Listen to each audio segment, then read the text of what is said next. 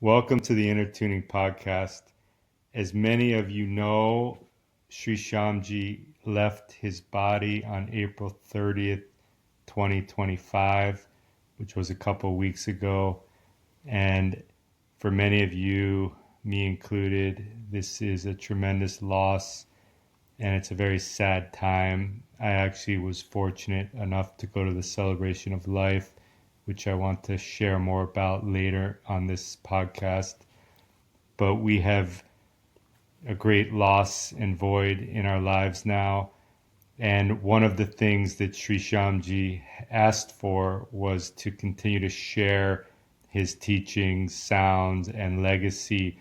And so all of the students that have been in contact with him, if they feel inspired, can and should do so. In the context of this podcast, we are going to continue it and share teachings from the archive and sounds from the tremendous archive at the ChakraInstitute. And these teachings, as many of you that have studied with him know, oftentimes are considered to be 100 years ahead of their time. It's a very profound body of work with very practical implications for everybody that comes into contact with it. So we feel inspired and motivated to continue this and to share as much as we can going forward. Joe Shoemaker, my great friend and also a student of the ChakraInstitute, is joining the podcast as well. He's here today and will continue to be as we go forward. And so the plan today is actually to read parts of a document that Sri Shyamji wrote titled Life and Death. And then we're going to read different paragraphs and just discuss what is coming up for us and maybe pose some questions or whatever that might be relevant for listeners all over the world. So, Joe, before we start, is there anything else you want to add? I'd like to add that Sri Shyamji, in his presence in his 80s, when I first met him, was formidable. He carried with him a grace and power that was palpable, even if he wasn't speaking. Just to be in his presence, you could tell that this was somebody that devoted his life to living the principles that he teaches. And that is the greatest role model that we could possibly have. So that's also inspiration for us to live that way too.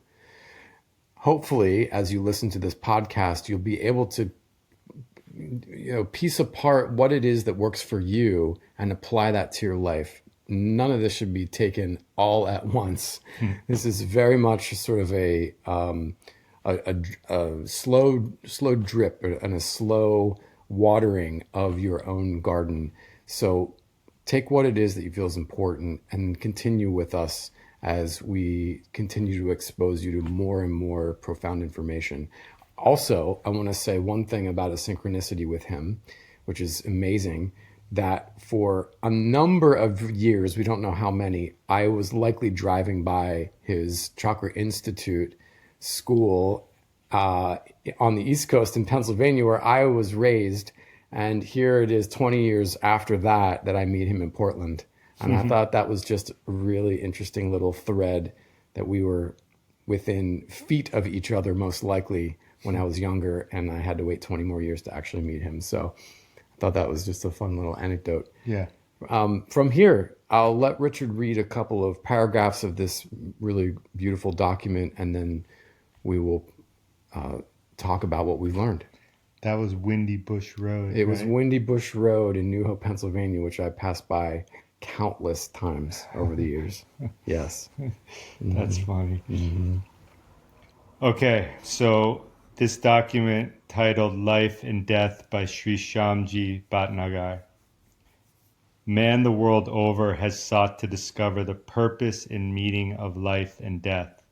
In pursuit of knowing, he has created mythology, astrology, philosophy, religion, God, worship, tantra, samadhi, and liberation. The yogis' desire to know the nature of the self led them to experience the divine within themselves. The experience of divinity caused their behavior to be ethical by nature. They realized We have not just one lifetime, but many in a continuing chain of evolution. Each lifetime we take birth in order to satisfy particular desires and to resolve certain chakra drives. It has been said that the cause of life is ignorance. The purpose of life is to be free. The tool of life is knowledge. The method of life is perseverance. The joy of life is bliss, and the height of life is in stillness.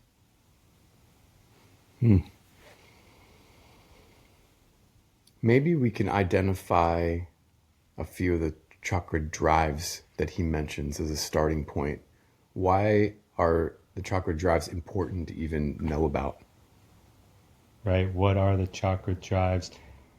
I remember him explaining that each chakra or energy center has a desire principle. And, the first chakra, safety, grounding. The second chakra, relationships, emotions. The third, purpose, like meaning with work, or dharma, like meaning with what you're doing in the world. The fourth, unconditional love and compassion. The fifth, communication and creativity. The sixth, inwardness and stillness. And then the seventh is the beyond, the connection to the oneness that's always there and always will be there.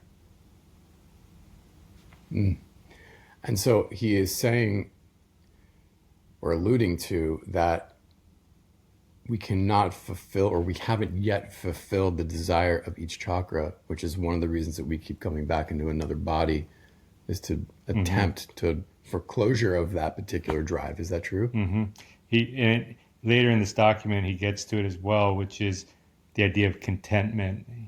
I mean, he explains that we're just trying to find contentment with all of these chakra drives.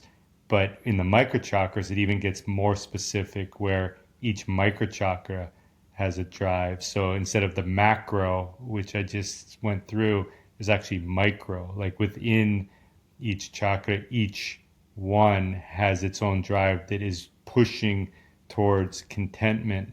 And the story from this philosophy and this realization from Sri Shamji is that until every microchakra is fully content and fully open, we keep coming back. And that's really like the path to enlightenment. When they're all content and open, then we don't come back. But there's many, many lifetimes to come to complete that. Did he ever say what the origin point was of the drives themselves? That's interesting. I don't know if I learned that. I mean, he probably did say that, but I don't recall an answer to that. That's deep. It's deeper, of course. We'll have to sift through the multiple recordings that we've got to see if that comes up. We'll keep you tuned in to our answers if we get them. Yeah. Should I keep reading some? Go for it. I just want to read that last paragraph to lead into the next few. It has been said that the cause of life is ignorance. The purpose of life is to be free. The tool of life is knowledge. The method of life is perseverance. The joy of life is bliss, and the height of life is in stillness. We can briefly discuss these concepts. The cause of life is ignorance. Ignorance of one's past, of the karmic seeds that are resulting in our present experience. Ignorance of the forces that are operating at this present moment on Earth and throughout the universe. Ignorance of what makes us feel the emotions the way we do, what makes us feel the pains we do, what gives us the loved ones we have and then takes them away. Ignorance of how to live in a human body and survive, love, accomplish, give, and evolve spiritually in an oftentimes difficult world. This is a really good reminder that there are some natural remedies that are part of this work, which is yoga, Ayurveda. He didn't talk so much about Vedic astrology per se, but that's one that we both use to help us remember what we're ignorant to and why a cycle might be repeating itself and what to do about it. So embedded in this work are ways to unravel the ignorance, I believe. Yeah, explain that more. That's really interesting. Right. So if we're blind to something, let's just say that we catch ourselves in a pattern, a cyclical pattern of a certain type of relationship, and it kind of goes the same way every time, whether it's with a colleague or a corporation, or if it's with a loved one, that there might be a karmic seed, as he discussed earlier in the document. And we're blind to that. But if we're working with somebody who can read deeper, beneath the conscious surface, then we can get some information about it, which allows us then to tune into a different way of being, so we can experiment with that and see if the pattern dissolves. Yeah, and that's what I loved about the microchakra chart. I mean, I still love, is that it's sort of like you get a readout of the anatomy of your subtle body, which is not something you can intellectualize. But Sri Shamji had the capability to feel the microchakras, make a chart, and show you how open or closed each of those microchakras are in your subtle anatomy, essentially. And it's amazing because it allows you, and then if you read the book, it allows you to understand more of the physical, emotional, and psychological implications of all of these blockages or openings, or wherever you are on the path with the different microchakras. So it brings a lot of knowledge to the ignorance that the brain can't figure out. And like, that's a big lesson too, that I always try to come back to from this work, which is we're not the body, we're not the mind, we're not any of these things, and we can't figure out like solutions to the ignorance, because the ignorance, and in Sanskrit it's avidya, the ignorance is of our true nature, and that's not an intellectual thing, that's a being thing. We are, just like consciousness is one, and we can experience that even in deep sleep when we're not in the mind or the ego, the personality, or the physical sensations. That's when we actually are being our true nature. And so this ignorance is not a lack of knowledge of facts, it's a lack of knowledge of our true nature. Right, because the brain cannot fathom what happened to it when it was young, let's just say. Right, because we were in a hypnotic state and we weren't capturing that information. So we have no relationship with things like lack of affection, or lack of touch, or lack of playfulness as a child, which often results in these microchakra blockages, which then creates these sort of irrational patterns of relating to other humans. Right? Such a cycle. It's such a cycle, right? And knowing that information helps us to find ways to help us enact a new way of being, like we were saying earlier. So if we didn't get the affection that we needed as a child, boy, chanting the mantra and doing yoga and opening our bodies to be able to receive and ask for what we need, whew, that's some potent medicine right there, right? It's an evolutionary tool, what Shamji was able to provide for us. Right. And so how does sound break through the ignorance from your experience? There's the thought and the philosophy that energy stagnates, and we see that in so many different disciplines. We see it in Chinese medicine and Qigong, we see it in yoga, we see it in Ayurveda, among many other disciplines, manual therapy. And if there is a stagnation, then energy just pools, which can cause all kinds of pain and patterns. Sound is catalytic in that way. It can move a mountain through a riverbed and break through something that has not been previously broken through beyond our conscious mind. It just works on a subtle level, but the experience can be profound, profoundly physical, profoundly emotional and spiritual. That's how I've experienced it. Sound just goes deep beneath the layers and moves stagnant energy. Yeah, everything's vibrating, including everything that makes us up. And so how have you experienced it that way? By chanting mantra, both in a group setting, call and response, and chanting mantra by myself in my own private practice, there is an uplifting of spirit. You can just feel a levity in your body. And sometimes it's specific to an area, like a chakra center, an energy center. You can feel it for sure. I felt it in the heart, or you can feel it in the gut sometimes when something moves and you feel lighter and there's gurgling in the body. I mean, there's a response physiologically to it. And I've experienced that in both contexts, by being with him in presence, but also being alone by myself too. Yeah, I can resonate with that. And that just brings up another teaching that he shared so often, talking about sound, how just like most things, there's a spectrum. And, Joe's talking about like the Nad Yoga that Sri Shamji is a master of, and how sound in the sublime form can create transformation.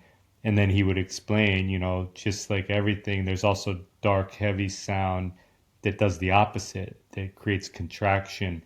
We experience that all day long with a car going by, or a horn, or a siren, or a pan being hit inadvertently, and some jolting sound that causes tension, versus all the way over to Nad Yoga and Sri Shamji's chants, where there's sublime opening and an experience of maybe an opening in a microchakra or opening in an energy center that hasn't been experienced before, and that creates physical, emotional, and psychological realizations or experiences that are always available, but we haven't accessed ever before because of what Joe's saying, like the blockage or whatever it might have been.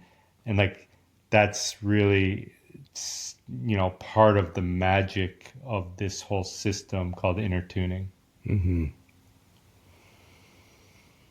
All right. So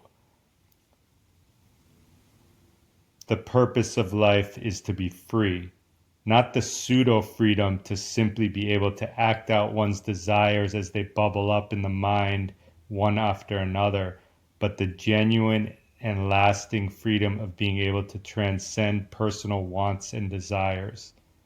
Mother Earth provides enough for her sons and daughters, but fails to provide all one human being can desire.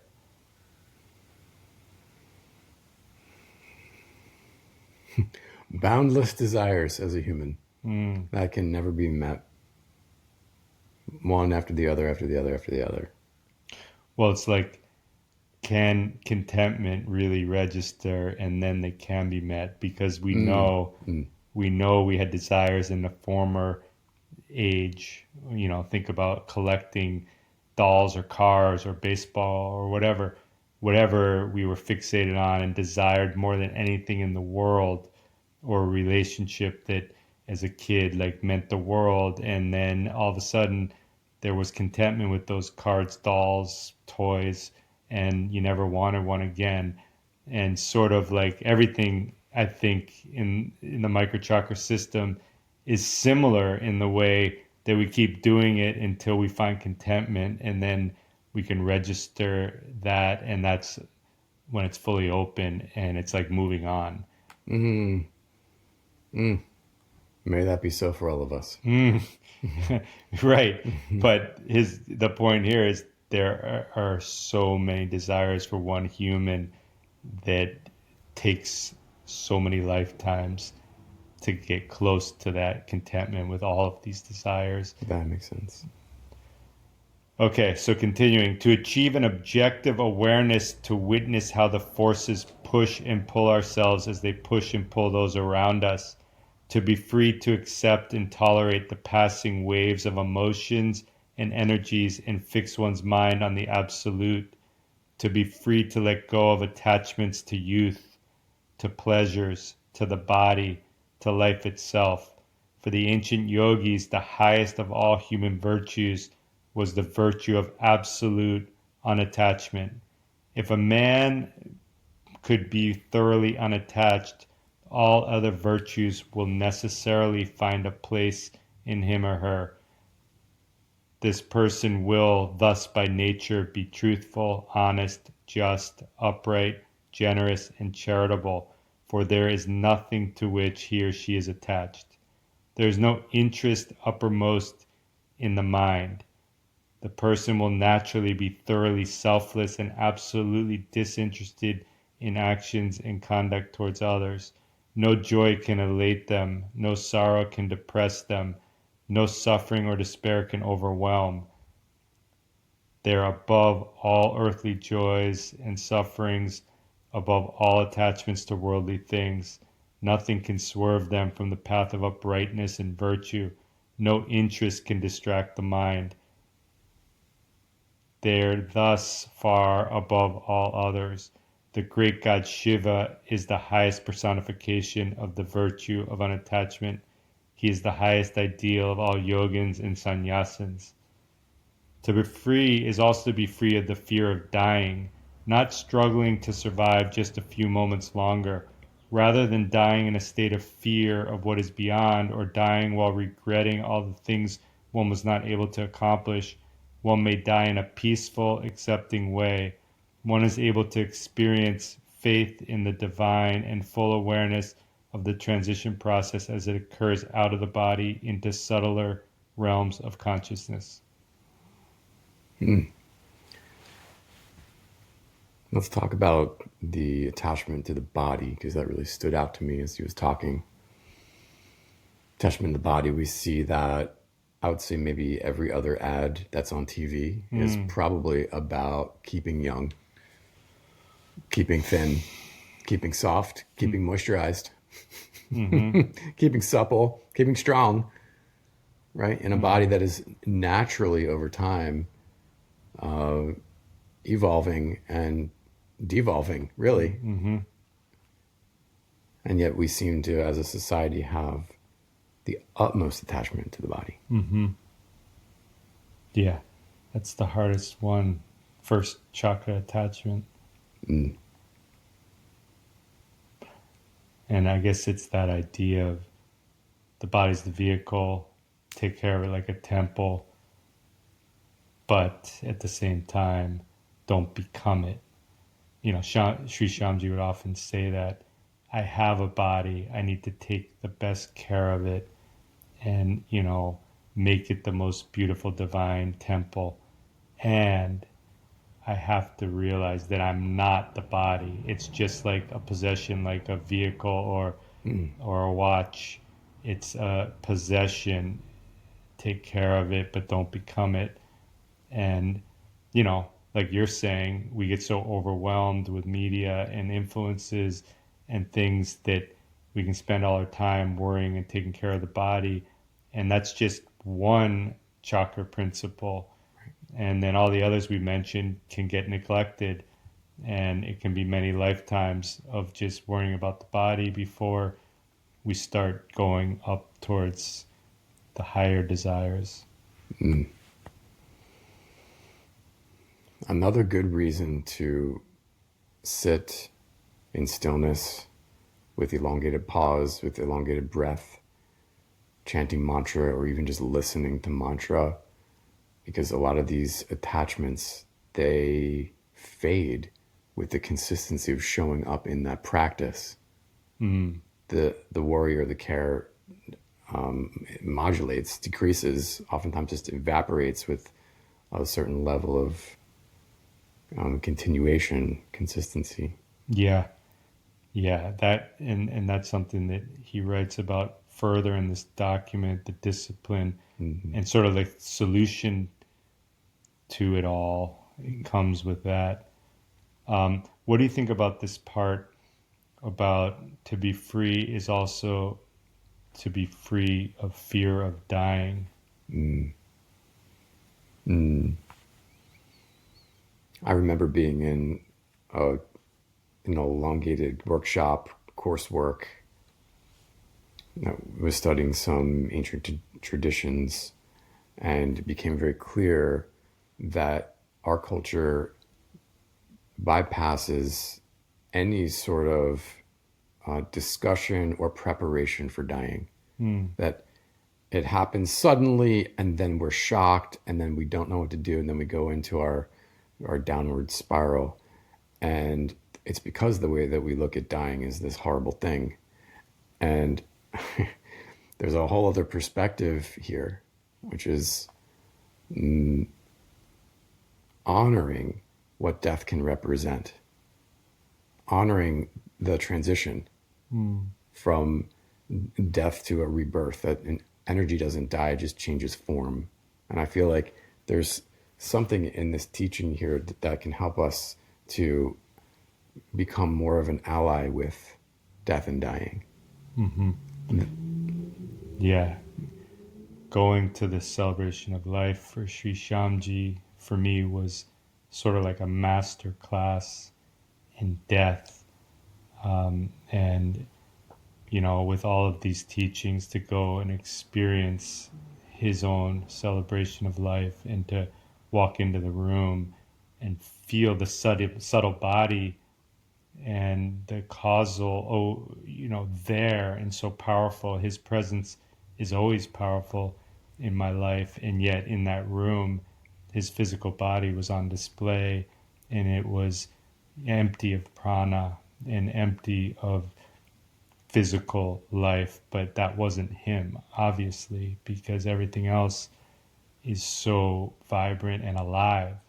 And so it was just like an experience of the teachings all happening while I was sitting there and experiencing this disconnect between the physical body and the subtle body, essentially. A really good reminder of the separateness when it's not there. There is a natural union of spirit and body when it's animated, and then these are very different things once the body is not inhabited anymore. Right. Yeah.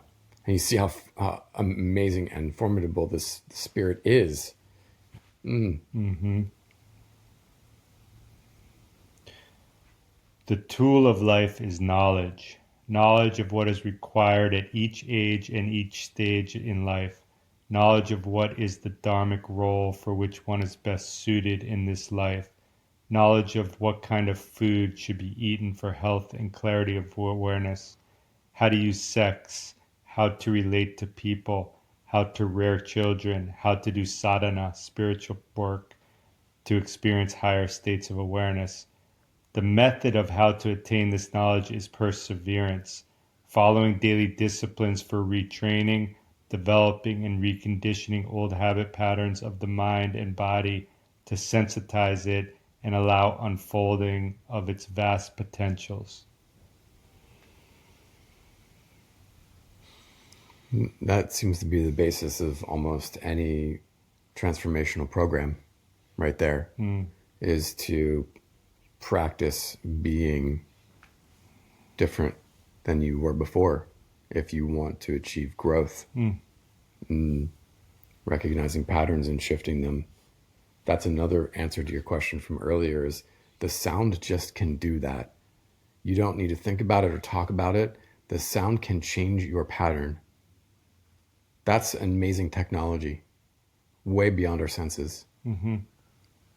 Sound and silence, those tools together.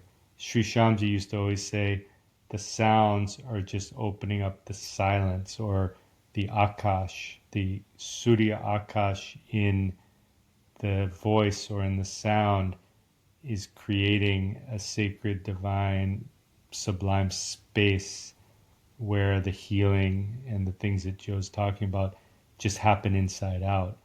And that was and it still is in all these recordings that we're going to continue to share throughout this podcast, of these chants and the teachings too, and the sounds that create that Surya Akash, enable whoever's in the space hearing it, even on Zoom or whatever it is, to have an experience where the healing happens inside out. The breakthrough just happens because the anatomy is vibration, and the vibration and sounds that are being exposed to the organism are doing the work.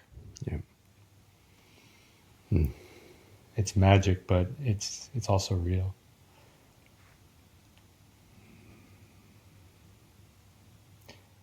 And what is the result of such spiritual perseverance? The joy of life. It is a feeling of deeper contentment and bliss than can be attained through any victory, achievement, vacation, sex, or drug. Everyone seeks that state of inner peace and harmony, whether consciously or not. The most pleasurable things are done again and again to get a brief glimpse or experience of that feeling of aha. In that wonderful instant, one feels satisfied and content, but quickly it passes and the next desire wells up, and we are off again to satisfy it. Microchakra psychology does not encourage renunciation from the world. In fact, the opposite is true. It is one of the most sophisticated and elaborately detailed systems for explaining how to optimize and enrich living in the world, in order to fulfill all of one's duties to parents, to children, to friends, to society, and to the planet as a whole. Perseverance. What does that mean? Spiritual perseverance. It means you show up when you're groggy or you're irritable or you just don't want to. You persevere through the challenges and the pain in the mind and in the psyche. And when you do it, you feel better, actually. That's the kind of remarkable thing, is that we have a tendency to want to avoid, check out, just bail. And if you actually do it, it can convert whatever that sort of illness is, or that ill feeling in the body. It can convert it into something that's lighter. Mm-hmm. That's what perseverance means to me spiritually. Mm-hmm. It's like, makes me think of Ashtanga yoga, the 8 steps in the yogic path, and it might be a different path, but there are so many paths from thousands of years of refinement that have been passed on, teacher to student, teacher to student, teacher to student, and they have survived because they work. And, Sri Shyamji was so amazing at cutting to the chase and presenting work that, I remember when I came to this work, I came from doing a lot of training in the Kriya Yoga tradition, and it was the sort of the opposite. It was more of a brute force approach where you learn like 108 Kriyas that are classical and super powerful and amazing. And, the goal of the practitioner is to do all of these in some way, and to keep repeating them. And, they work. But when I found Sri Shyamji, and I remember in that training, the last teaching after all 108 was to go further on the path. Now you need to work with sound, because it's not intellectual, it's not a kriya. I can teach you sound is all these things we already talked about. It's just the vibration that's there, and it's inside out. And that's what intrigued me. I was in New York City, and I was like, there's got to be a master of sound in this city. And just Google searching, that's how I found Sri Shyamji in the first place in 2010. And my point is, I went from this like brute force approach where I felt like I have to keep doing more and more and more. Like now I've got another kriya and another kriya and another practice. And then I met Sri Shyamji, and he's like, sit with this for 4 minutes and then sit still for 3 minutes during sunrise. And these magical things happened in 7 minutes over, with discipline of repeating them and doing the purifications and, all of the teachings in InnerTuning. And it was just amazing to go to pure finesse. And, that's really the uniqueness of Nad Yoga, because it's not something everybody can do. But if there's a siddhi and a power and an ability to actually create Suryakash, it's almost like a lot of the work is being done for you. And the last thing I'll say is I remember saying that to so many of my friends, like living in New York City, like Wednesday night, let's go to happy hour. And I'm kind of like, just come sit in this room and you won't believe what happens. And he was like chanting. And I was like, I never felt so great. No happy hour can make me feel this way. And he did all the work. I just sat there. Mm-hmm. Well, you did the work of sitting there. Luckily, which is perseverance. I think it was just remembering old teachings that kept bringing me back, because that was fortunate to get exposed to. Mm-hmm. Mm-hmm. Okay, one more paragraph. Working in the world but maintaining a non-attached attitude and following a regular spiritual discipline brings contentment. When one reaches old age, the remaining years of life can be very extraordinary experiences. Instead of ending one's life in loneliness and senility and fear of the approaching death, one is able to elevate and expand one's awareness to planes of bliss detached from physical and emotional suffering.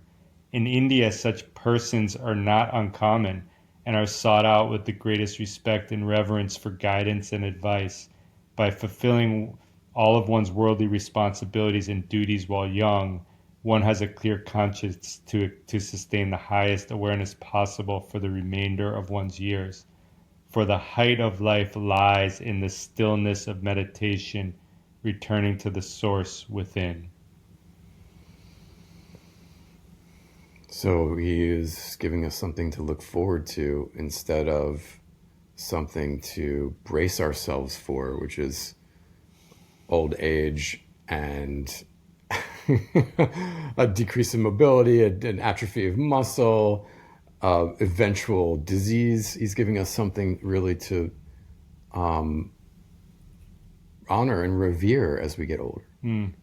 Yeah, great motivation to keep doing the little things that make us feel good and that, are part of whatever path we're on, so that incrementally we're building whatever, the muscles or whatever you want to call them, the spiritual awareness to encounter those challenging situations from a grounded perspective where we know they're just part of the evolution and it continues after.